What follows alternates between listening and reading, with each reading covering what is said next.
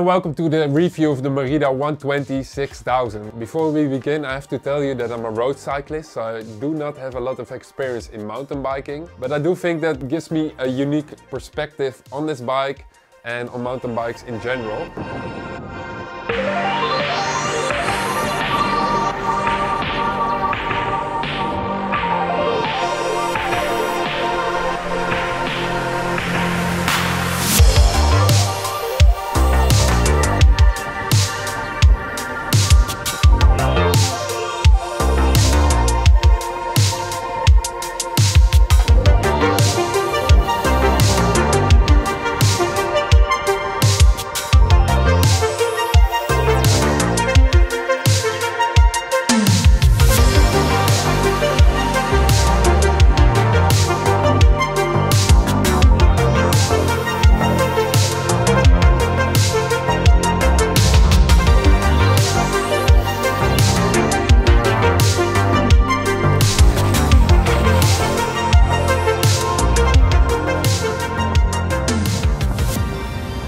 Let's start. I will go a little bit into the tech because there's some fun stuff going on with this bike I want to tell you about.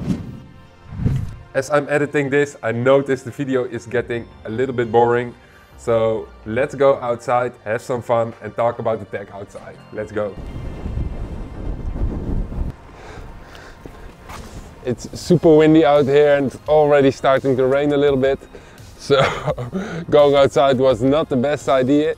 But let's go to a place where it's less windy and I can talk a little bit about the bike. It's like really dark clouds just behind me, so I don't want to be stuck here in the rain.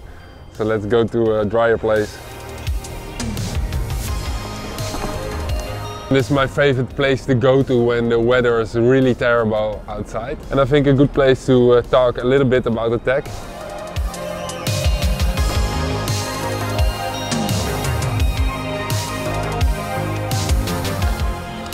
The weather is getting super terrible outside right now, so I might as well have some fun and practice some wheelies.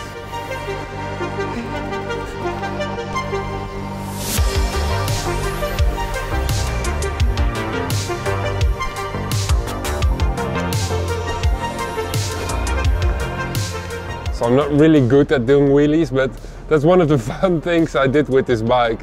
When I had like 1 hour to spare, I just get the bike and practice doing some wheelies. I think that's what I love about this bike. It's so much fun. I really love to ride it.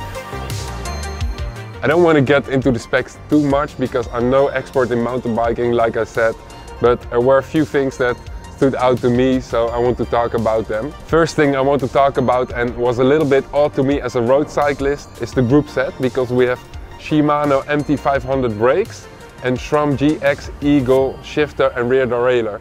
And that's something you will never see on a road bike, a mix of Shimano and SRAM.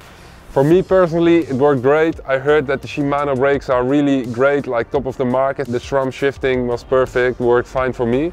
So really happy about it and I really liked it. Second thing I like to talk about is this Integra dropper post. This is something I wouldn't think I liked so much. I liked it for a couple of reasons. The first one, and it's a really unusual one, is that when I put the bike in a car, it's just really big. Like you have this really large frame and really big wheels. So I would just put the seat post down and it's much easier to get the bike in the car. I know it's a little bit of a stupid reason, but yeah, that's one thing I liked about it.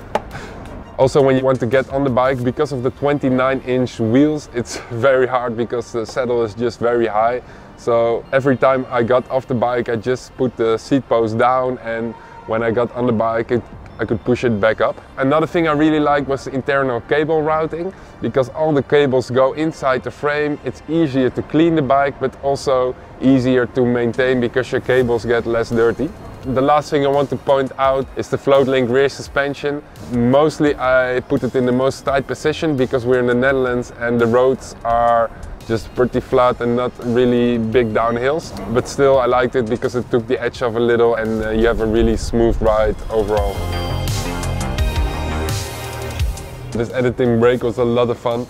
The last 30 minutes I spent trying to make the perfect Instagram picture, and it's pretty difficult if you have to put the camera on self-timer for 10 seconds and then perfectly time a wheelie just before the shutter hits.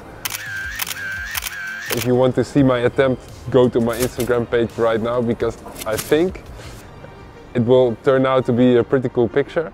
I haven't seen it yet on my computer, but I think it will be awesome. And I think it's time to get back home right now. But I really enjoyed this short editing break. It's something I did quite often on this bike. Just take it for a spin, try to do some wheelies. I'm not perfect in doing wheelies yet, but I got a lot better. Like the first one today were terrible,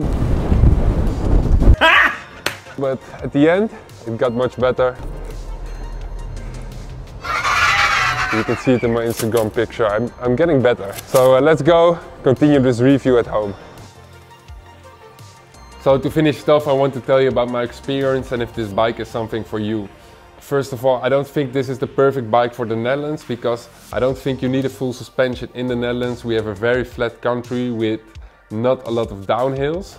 So if you're planning to use the bike in the Netherlands like I did, I don't think that it's the perfect bike. Still a lot of fun though, but in the Netherlands I would not advise to take a full suspension, but maybe a front suspension only. That being said, if you don't live in the Netherlands, or if you live in the Netherlands and you want to ride the bike abroad, so maybe in the French Alps or even in Belgium, you can have a lot of fun on this bike.